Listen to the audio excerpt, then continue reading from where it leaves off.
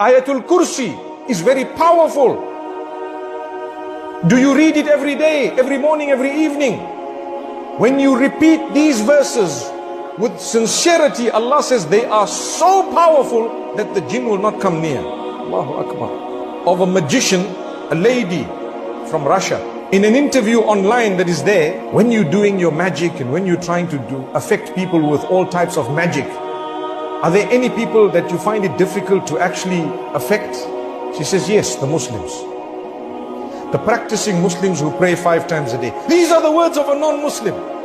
Why? She explains that when they pray, there is a strength and there is like a dome around them. You just can't get through. Allahu Akbar, Allahu Akbar. Wallahi, these are non-Muslims telling you. And you think that this Quran we have been blessed with is something minor. It is the most amazing gift that you have.